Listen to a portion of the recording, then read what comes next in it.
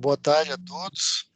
Vamos dar início, né, à 11ª reunião em 2020 da Sala de Crise da Bacia do Rio Tocantins. Vamos iniciar fazendo aqui uma chamada das pessoas que estão participando da reunião por videoconferência. Aí eu vou pedir para as pessoas que, além do nome, informem também a instituição que representam, tá? Lembrando todos novamente de manter o microfone desabilitado enquanto eu estiver, para que a gente não tenha ruído na nossa comunicação. Então vamos lá. Diego Pena. Boa tarde, Diego Pena da ANA.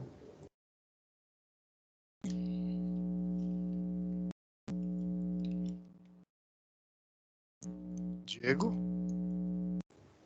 Boa tarde, Diego Pena da ANA. Boa tarde, Diego. Vinícius Roman. Boa tarde, Vinícius Roman da ANA. Boa tarde, Vinícius. Albert.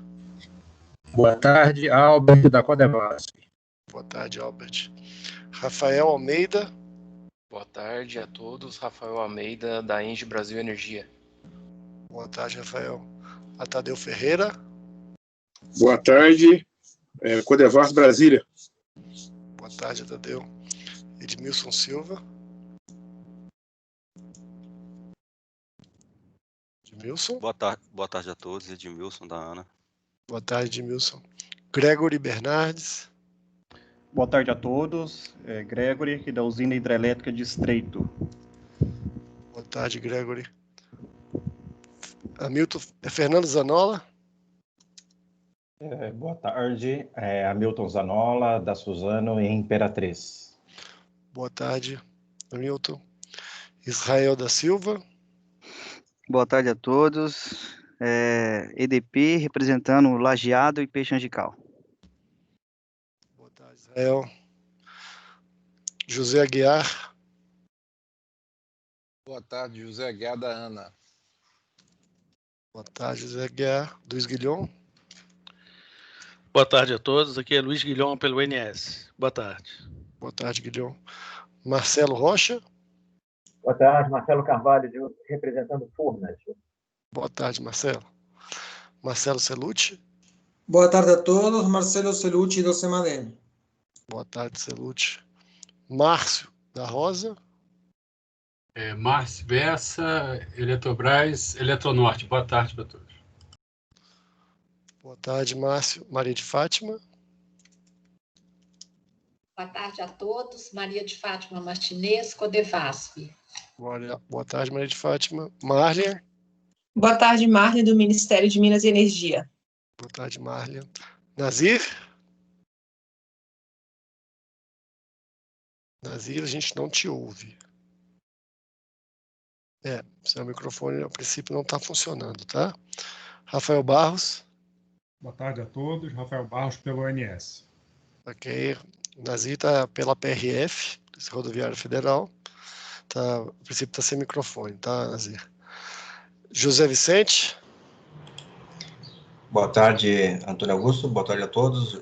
Vicente, da Engie Brasil Energia. Boa tarde, Vicente. Cidenísio Lopes. Cidenísio, microfone desabilitado. Microfone desabilitado. Tainá Mota. Boa tarde a todos, Tainá pela CCE. Eu acredito que eu já passei por todos. O doutor Joaquim talvez não se junte a nós, ele foi convocado para uma reunião de última hora. Então a gente vai hoje tocar aqui a reunião sozinho, tá? Vamos então seguir a pauta. O primeiro ponto da reunião seria a apresentação por parte do Semadem, que vai fazer um prognóstico, né, e as previsões para os próximos dias na bacia do Tocantins. Celucci, a gente vai projetar a apresentação aqui para você, tá? Ok, Guto, muito obrigado.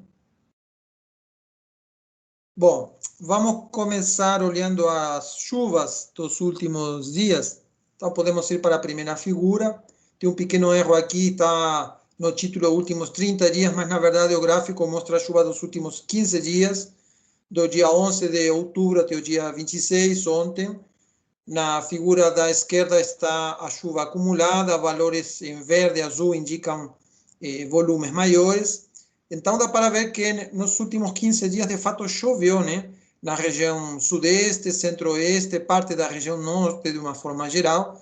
Pela época do ano, né, meados de outubro, isso é um sinal de início, ou pelo menos de uma aceleração da transição para a estação chuvosa. Na figura da direita, nós temos a comparação da chuva dos últimos 15 dias com a média histórica desse período. As áreas que estão em azul indicam chuvas acima da média, amarelo abaixo da média. Então, focando na bacia do Tocantins, vemos que na região de cabeceira, então, choveu acima da média, um pouco acima da média. Já na parte mais baixa, no estado do Tocantins, um pouco mais para baixo. Mas é importante a gente ter tido precipitações volumosas já nesta época do ano, no mês de outubro. Na próxima figura, nós temos a situação das chuvas no mês de outubro como um todo, coincidindo com o início do novo ano hidrológico.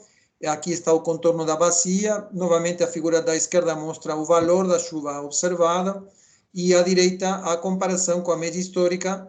Portanto, se a gente considera o mês de outubro como um todo, aparece claramente que as chuvas estão abaixo da média, embora, como vimos, nos últimos 15 dias em particular, choveu um pouco mais na região de cabeceira. A próxima figura faz uma estatística de mais longo prazo. Nós temos nas barras azuis a chuva mês a mês, na bacia do Tocantins como um todo, nos últimos 2 anos, e tem uma curva fina, que na maioria dos casos está por cima das barras, que é a média histórica. Então, olhando assim rapidamente o último ano hidrológico passado, devemos lembrar que foi um ano com um início da estação chuvosa muito deficitário, meses com muito pouca chuva, né? Outubro, novembro, dezembro, janeiro.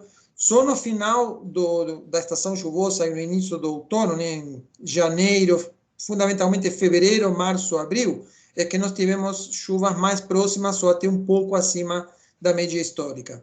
E, de uma forma geral, durante a estação seca, a chuva sabemos que é muito menos volumosa em geral, mas mesmo assim ficou abaixo da média histórica da época. Bom, agora para outubro, como vimos que a chuva está abaixo da média, né? Aqui nós temos números, a média histórica é na faixa de praticamente 150, 149, e nós temos até o dia 25 de outubro apenas 70 milímetros. Bom, na próxima figura nós temos um gráfico que faz uma avaliação do status da estação chuvosa, do início da estação chuvosa. O gráfico da esquerda, ele mostra uma estatística de 20 anos, 21 exatamente, e a área que parece marcada em azul, ajurada em azul, seriam as áreas onde nesta época do ano, 26 de outubro, a estação chuvosa normalmente já está estabelecida. Pelo menos em mais da metade dos meses que nós consideramos, a estação chuvosa já estava em andamento naquela área que aparece em azul. E a figura da direita é a situação deste ano em particular. Então, a gente pode tirar como conclusão que existe um pequeno atraso na estação chuvosa no noroeste do Brasil, né, na Amazônia, parte da região centro-oeste, aí entre Pará e Mato Grosso, mas que na região sudeste e em Goiás em particular, parece existir um certo adiantamento, inclusive, ou seja, as chuvas começaram mais rapidamente do que normalmente ocorre nesta época do ano. Marginalmente, essas áreas em azul estão atingindo a parte mais alta da bacia de Tocantins. Então, em outras palavras, né, depois de um final de estação seca muito seco, muito quente, né, em setembro e nas primeiras semanas de outubro, as chuvas rapidamente cobraram mais volume e mais persistência, o que parece indicar já o estabelecimento da estação chuvosa, ou pelo menos uma transição já mais decidida, mais acelerada para uma estação chuvosa mais definitiva.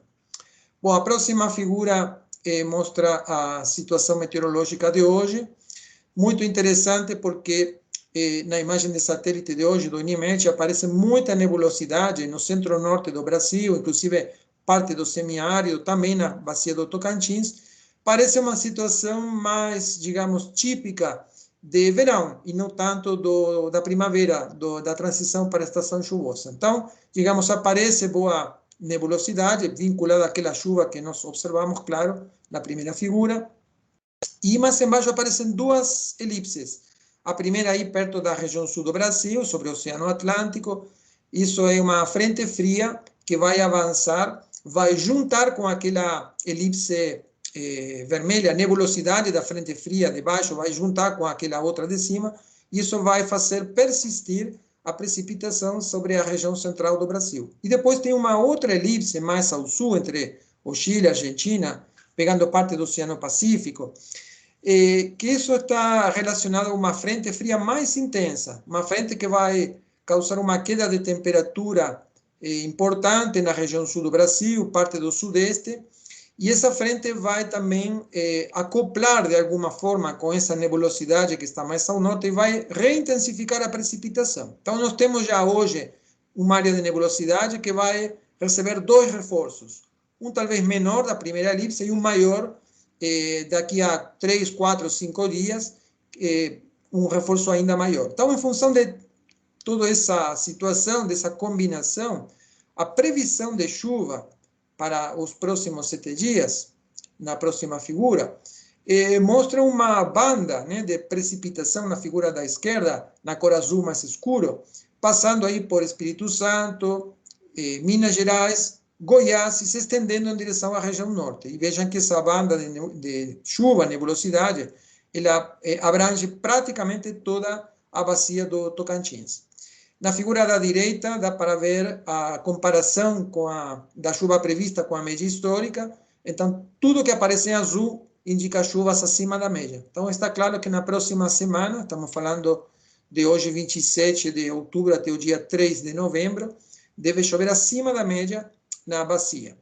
Então, nós temos alguns detalhes a seguir, começando pela bacia do Tocantins como um todo. Primeiro, à esquerda, a distribuição da chuva dentro da bacia. Então, os valores maiores de precipitação são esperados na parte mais alta da bacia, isso é uma boa notícia. E na parte da direita está a previsão numérica, a previsão quantitativa da chuva na bacia. Aparecem embaixo as datas e à esquerda os valores. Então, o modelo está indicando 27, 62 e 96 milímetros para os próximos 3, 7 e 10 dias, respectivamente. Aparece uma curva azul por baixo, um pouco mais grossa, que seria a referência da média histórica. Então, em outras palavras, a previsão indica que deveria chover bem acima de 2, 3 vezes o valor da média histórica. Lembrando que os modelos têm sempre mas maior dificuldade para fazer previsão de volume, né? A previsão tem mais um valor qualitativo do que quantitativo.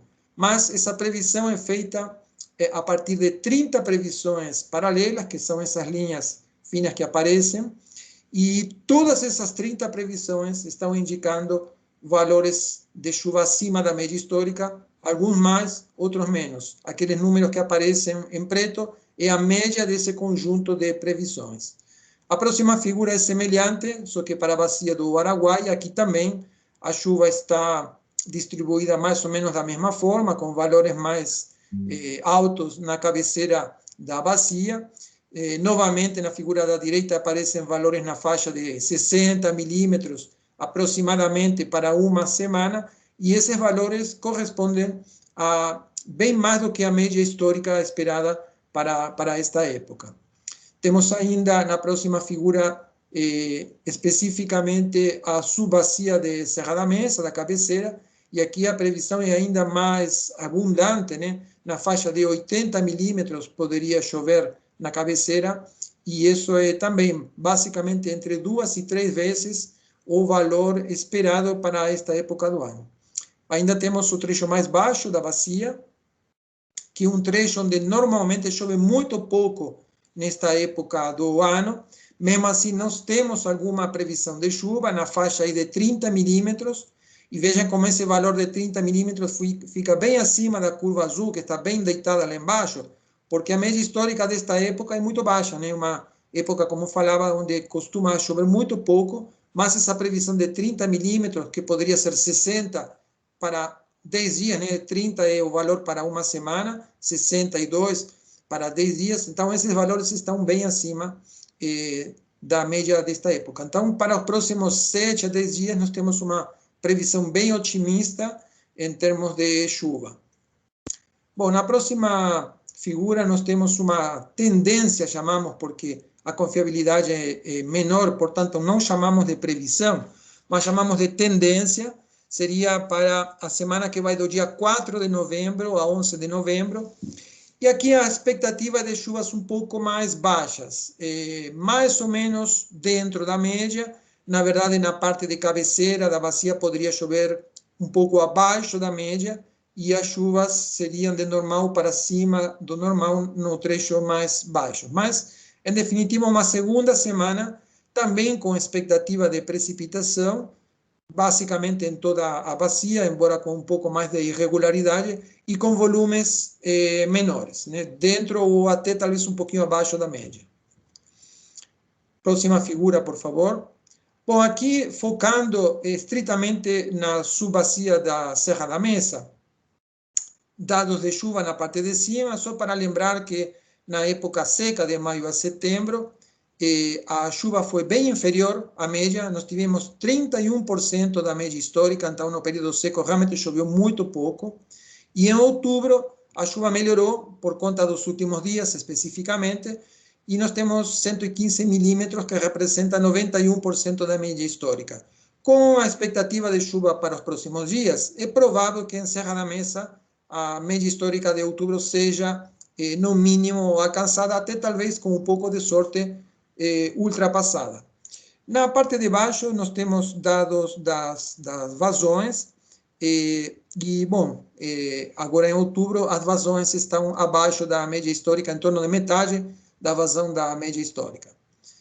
Na próxima figura, nós temos uma previsão da vazão em Serra da Mesa, feita com um modelo chuva-vazão, né, alimentado pelo modelo GFS que eu mostrei anteriormente. Então, em função da previsão de boa precipitação para os próximos dias, a previsão de vazão é de aumento, de incremento, há uma possibilidade de incremento da vazão nos próximos dias. Se a gente fizer uma média dos próximos 10 dias, a vazão seria na casa aí dos 482 metros cúbicos por segundo, embora dá para ver do gráfico que esse valor seria uma média entre um momento onde a vazão está mais baixa e outro final onde estaria mais elevada. Outro ponto importante é que há uma dispersão relativamente alta no gráfico, na parte da direita, em função da pouca confiabilidade ou da dispersão das precipitações previstas pelo modelo. E o último gráfico, da minha parte, são projeções para a estação chuvosa como um todo, de novembro a março, utilizando a série histórica de precipitação e variando artificialmente essa série histórica, por exemplo, com um cenário de chuva 25% acima da média e outro 25% abaixo da média. Na verdade, a chuva nunca vai estar sistematicamente na média ou 25% acima ou abaixo. Então, são cenários hipotéticos. Mas, se chover na média de novembro a março, o que nós teríamos seria um cenário de vazão ligeiramente abaixo da média histórica, em torno de 97% da MLT. Se chover 25% acima, nós teríamos aí na faixa de 40% a 45% acima da MLT, e se chover 25% abaixo, teríamos mais ou menos em torno de 60% a 65% da MLT. Ou seja, diria que um pequeno viés negativo nos valores, embora são apenas como referência, porque, como falei, a gente não espera que sistematicamente a chuva se comporte exatamente num desses cenários. Bom, Guto, fico à disposição se tiverem perguntas, agradeço. Obrigado, Marcelo. Repetir que o Joaquim já tinha falado hoje na reunião do São Francisco, né, um pouco de alento aí depois de tanto período sem identificar precipitação na bacia do Tocantins, né? Eu pergunto se tem alguém que teria algum questionamento, algum comentário em relação à apresentação que o Semadem fez agora.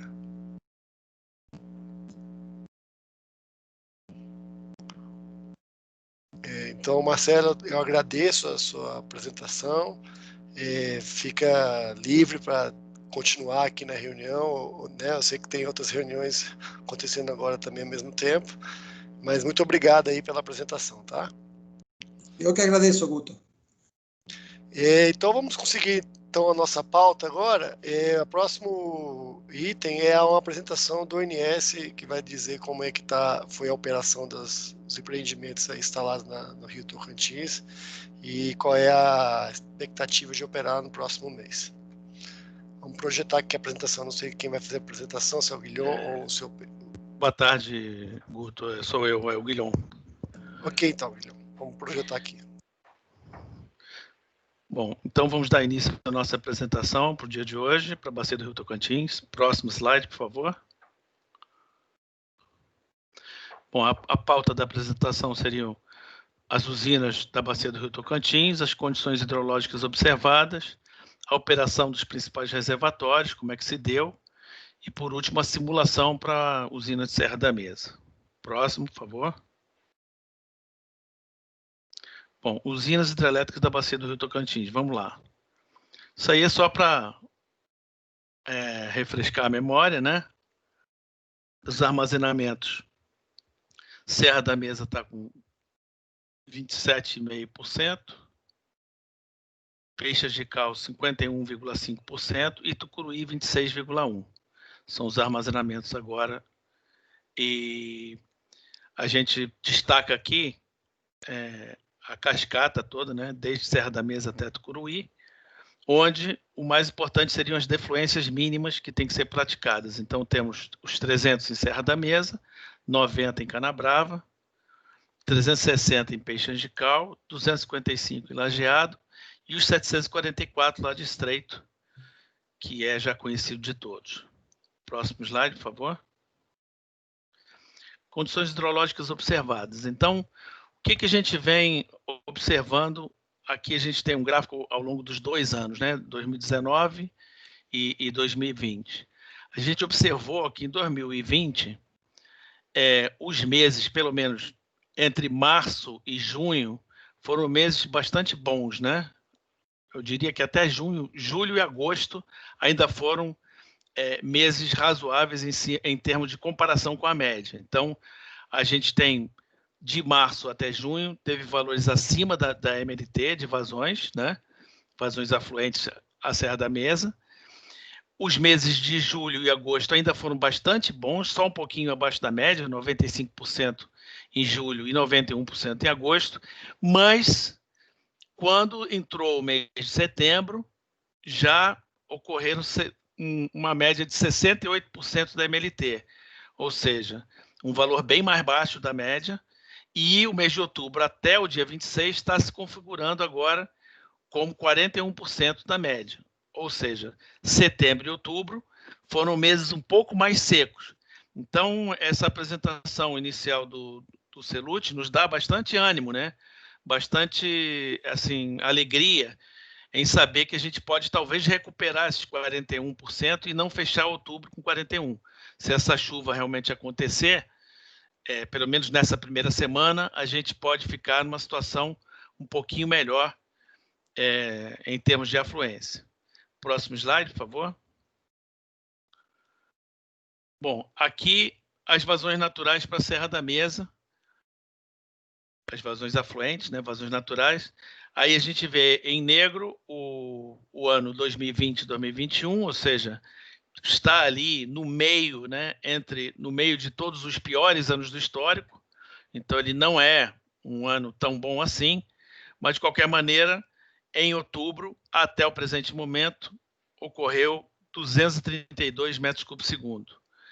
Ele está ali no meio dos piores anos. Não é o pioral, né? nem é acima dos piores anos. Próximo slide, por favor. Aí nós temos em Estreito a mesma coisa, ou seja, a gente observa aqui que aqui, em princípio, de março e abril foram muito bons, só que a partir de maio, junho, julho e agosto já foram um pouco abaixo da média, inclusive setembro. Já está com 71% em setembro, e agora, no mês de outubro, até o dia 26, até o dia de ontem, fechou em 50% da média a vazão natural em estreito. Então, a gente acha assim, essa seca de setembro e outubro atingiu um pouco mais a cabeceira e um pouco menos o trecho intermediário. Próximo slide. Aí a gente vê agora as vazões naturais afluentes em estreito. E a gente observa aqui que, em termos de vazão natural, o ano 2020, 2021, ou seja, até agora, ele está ali entre os piores anos do histórico também, só que ele está num trecho bem baixo. Então, nesse trecho intermediário, a gente observa um valor baixo, né?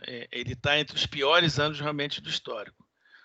A média até o presente momento, até o dia 26/10, que foi ontem, dá 776 metros cúbicos por segundo, para um aproveitamento que tem que defluir 744, então você vê que não sobra praticamente nada. Em termos de média, ele tem que defluir tudo. Próximo slide, por favor. Bom, aqui foi pedido para a gente apresentar alguma coisa de Tucuruí, e eu trouxe aqui o gráfico de Tucuruí. Então, aqui é o armazenamento de Tucuruí ao longo do ano 2020, né? Estava lá com 100% até praticamente o iniciozinho de agosto. Aí, a partir de agosto, começou a depressionar, usar a curva. Todo ano, quando chega em junho, julho, a gente calcula uma curva de depressionamento de Tucuruí. Então, ele começou a depressionar, e o que a gente observa agora é que ele descolou um pouco dessa curva por causa do agravamento da seca em novembro, e a gente, quando chegar aqui no dia 30, que é sexta-feira, a partir de sexta-feira a gente terá uma perda da segunda casa de força da usina, porque a usina deverá chegar aproximadamente na cota 60,50, que equivale a 23,72% de volume útil, e aí, com isso, ele perde mais de 50% da capacidade instalada. Então, Tucuruí, que atende geralmente, claro que o sistema é todo interligado, mas prioritariamente Tucuruí atende a região norte, a gente vai ter uma perda de metade dessa grande usina, né, a maior usina do norte, a gente vai perder metade das máquinas, então metade da sua capacidade. Ela tem uma capacidade de 8.370, vai passar a ter uma capacidade máxima de 4.245. Próximo slide, por favor. Aí é só para lembrar a todos que o sistema aqui é interligado, né? Então, umas regiões costumam transferir energia para as outras, respeitando os limites de transmissão, ou seja, as linhas de transmissão.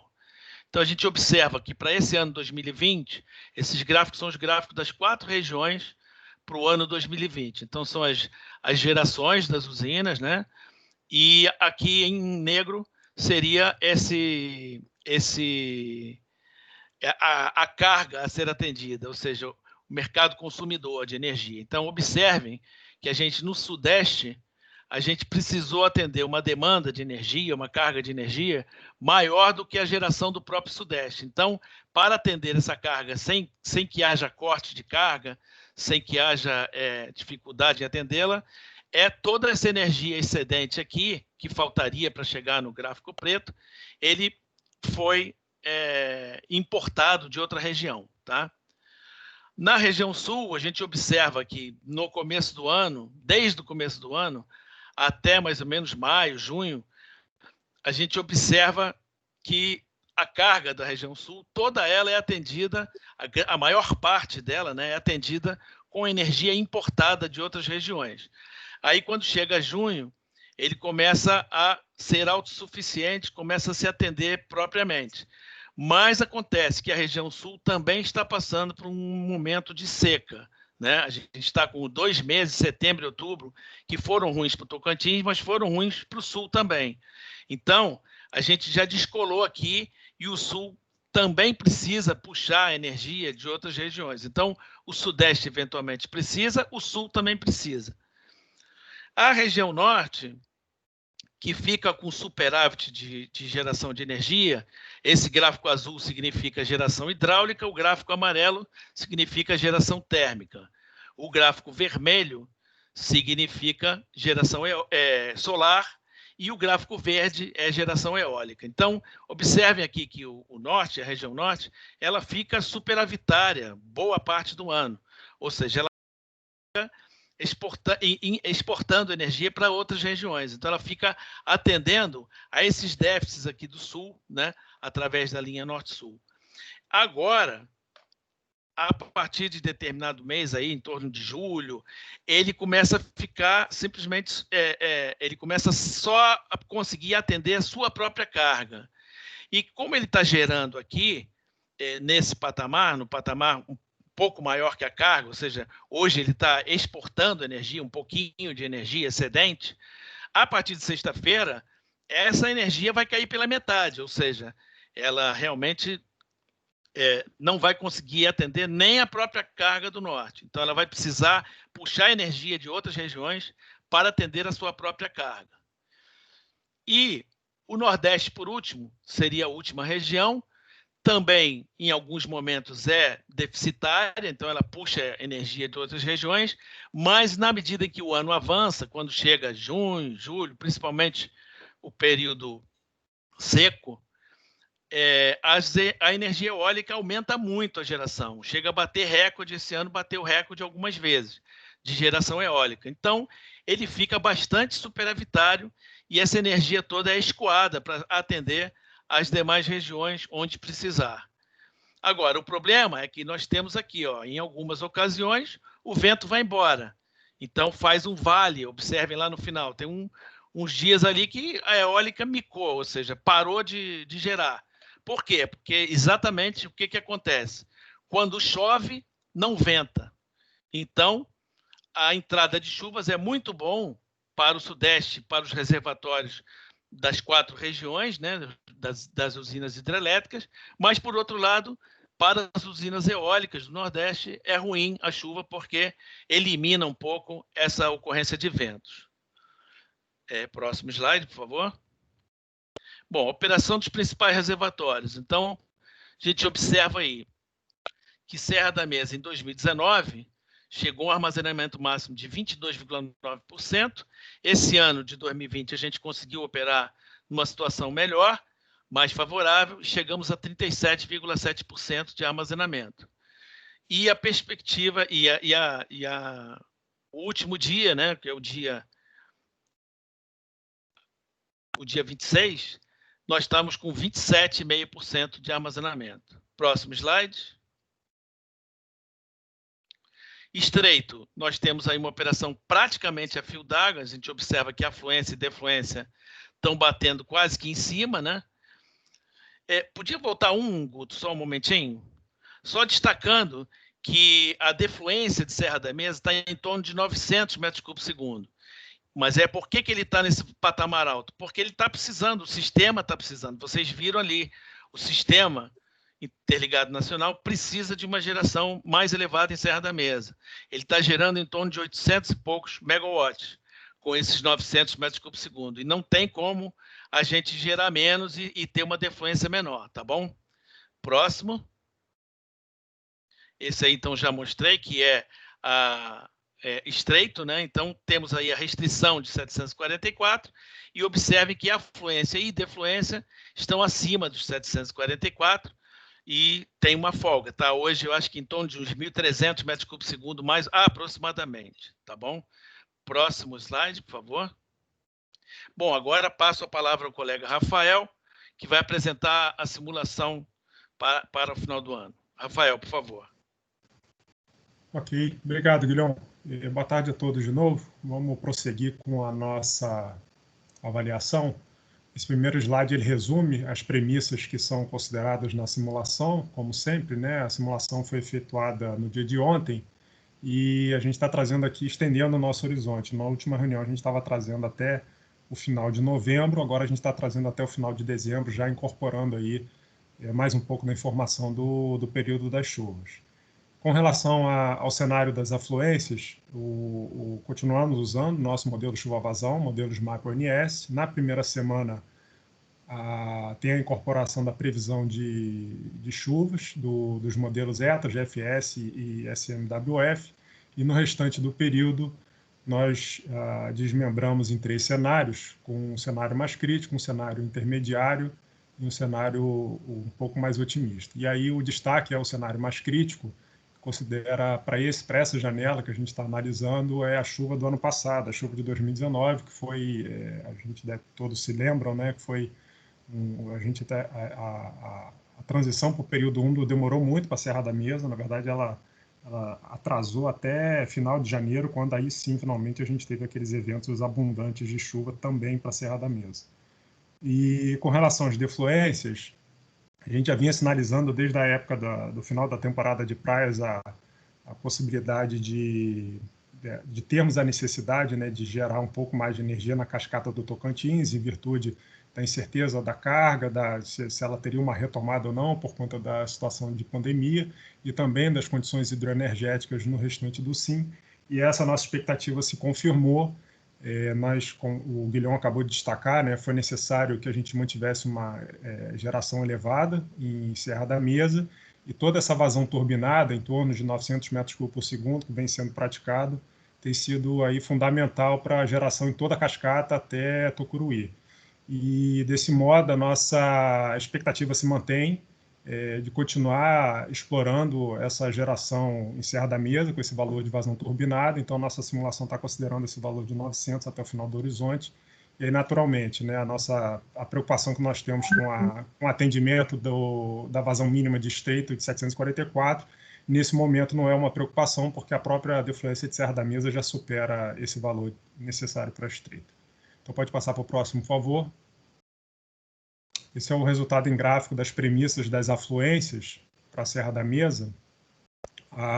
Os 3 cenários, né, a linha vermelha é o cenário mais crítico, e as outras 2 linhas são os cenários que pegam as médias dos últimos 5 anos, que é a linha amarela, e a média desde 2006, que é a linha verde.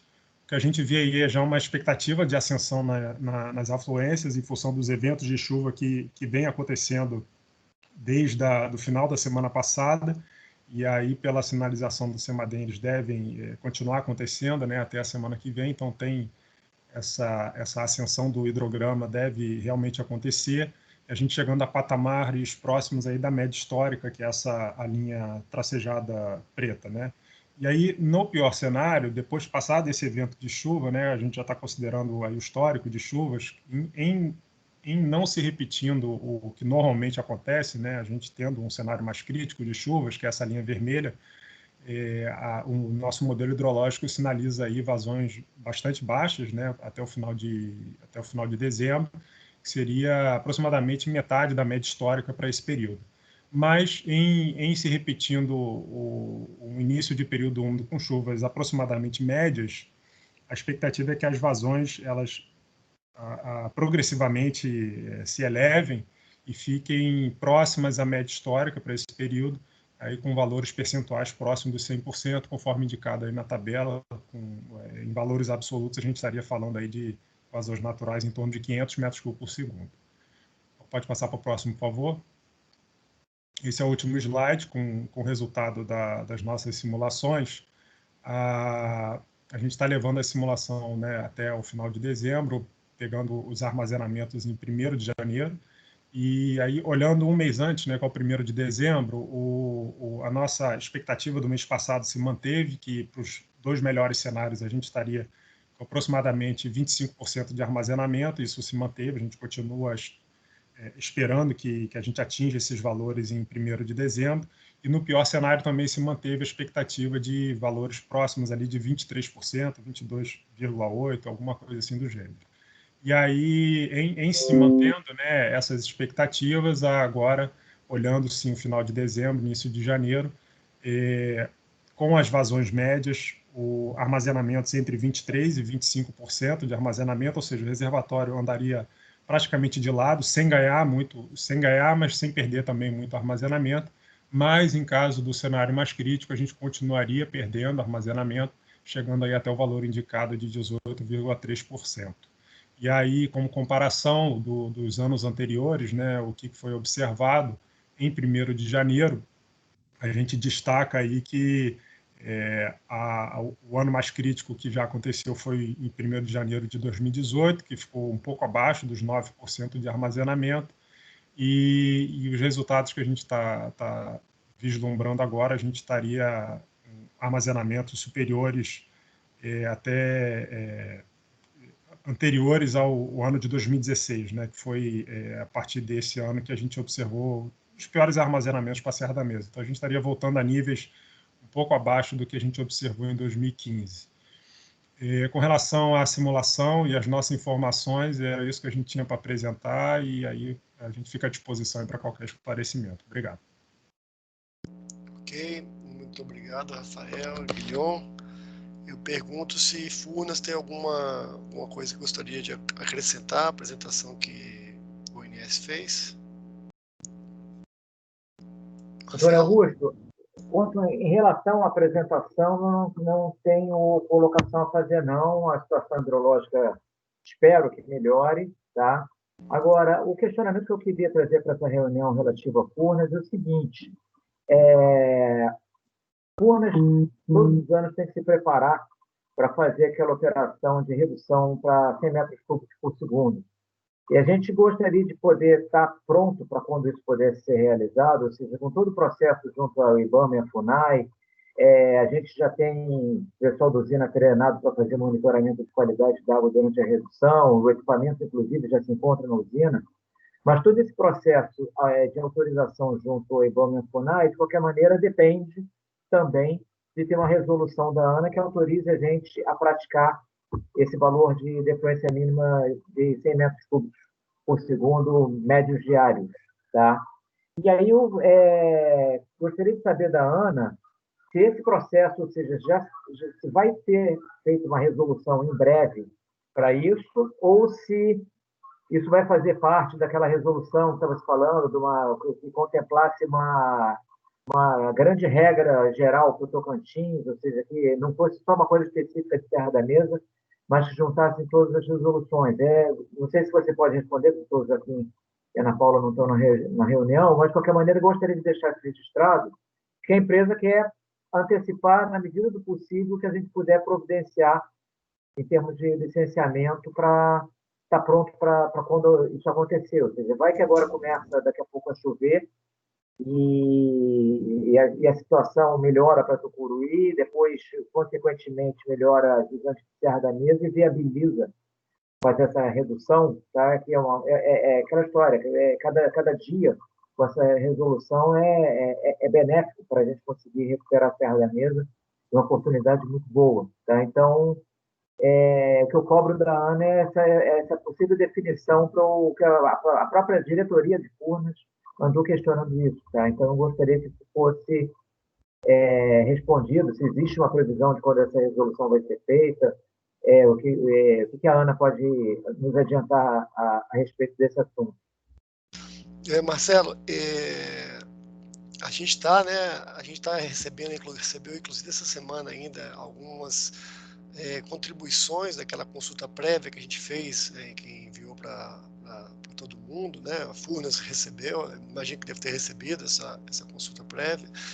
E a ideia é ainda que na primeira quinzena de novembro colocar em audiência, em consulta pública, uma minuta de resolução, né? A gente está terminando um relatório de avaliação de impacto regulatório que coloca, sim, condições de operação aí para cascata, que a gente está chamando de sistema hídrico do Rio Tocantins, né, que é de Serra da Mesa até Tucuruí, né, colocando algumas condições de operação e que inclui, inclusive, sim, determinações de vazões defluentes mínimas para a Serra da Mesa para algumas épocas do ano. Agora, para operacionalizar vazões abaixo de 300, isso não retira a obrigatoriedade do agente conseguir as documentações e licenças necessárias para poder botar isso em vigor, como a gente tem isso lá no São Francisco também, quando tem que operar abaixo de se precisar operar abaixo de 700, e até quando lá a gente coloca que se precisar operar abaixo de 800 Sobradinho, o IBAMA tem que ser notificado antes disso ser feito, né? Então, o que Furnas pode fazer, né, é já iniciar essa busca aí por alguma documentação que permita a implementação de defluências inferiores a 300 metros cúbicos por segundo, que está estabelecido hoje, até porque não tem nenhuma na licença de operação de Furnas de Serra da Mesa, e nem tem, eu não sei se ainda já tem, acho que não tem ainda, né, a LO de Serra da Mesa não saiu ainda, mas a gente não tem determinado qual que é a defluência ambiental de Serra da Mesa. O que a gente tem lá é condições dessa nova resolução, baseada também nessa experiência que a gente teve nos últimos anos, e que a gente vai colocar alguns critérios para poder operar a usina com defluências abaixo de 300 metros cúbicos por segundo. Tá?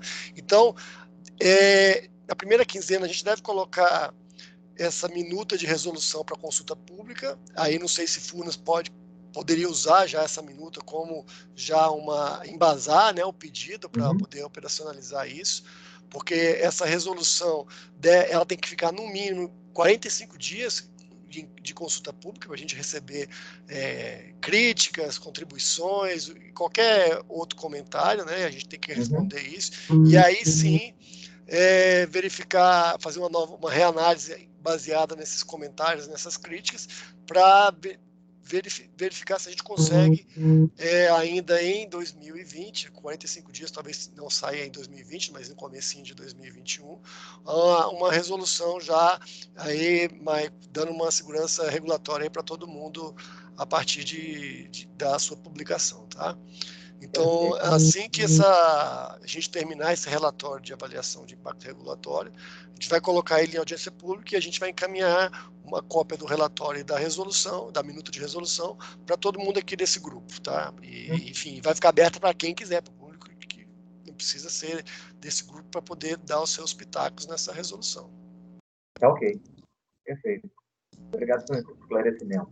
Perfeito. E agora eu pergunto se o pessoal de Lajeado, Peixes de Cal, tem alguma contribuição, alguma complementação, apresentação que o ONS fez? Não, da nossa parte, não. Guto, tá tranquilo. Perfeito. Pessoal de Estreito? Também não, Antônio Augusto, tá tudo certo. E, pessoal, então eu pergunto agora para os outros participantes, agora está franqueada a participação dos outros participantes. Alguém tem algum comentário, alguma questão que gostaria de colocar aqui agora na reunião? Pessoal da CAEMA, lá de Imperatriz. Alguém?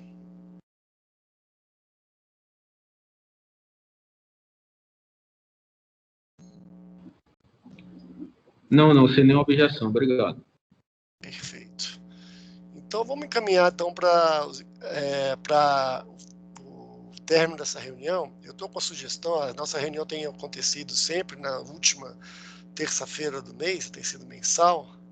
A expectativa já também, viu, Marcela, que se a gente tiver colocado isso, o nosso está trabalhando com esse prazo, se a gente tiver colocado já a minuta de resolução já em audiência pública, em consulta pública, a gente já faz até, inclusive, uma apresentação na próxima reunião, né, da sala de crise do Tocantins. E aí eu estou sugerindo aqui a data de 24 de novembro, às 15 horas. Pode ser? Alguma objeção? Então, pessoal, está agendada a próxima reunião da sala de crise do Tocantins para 24 de novembro. A princípio, a gente vai ter as duas apresentações do CEMADEM e do ONS e uma da gente destrinchando um pouco a minuta de resolução que deve estar em consulta pública até essa data. Tá? E eu agradeço a participação de todos e nos vemos novamente na sala de crise do Rio Tocantins em 24 de novembro de 2020. Boa tarde. Obrigado, boa tarde. Boa tarde, obrigado a todos. Boa tarde. Obrigado, pessoal. Boa tarde. Boa tarde, pessoal. Boa tarde.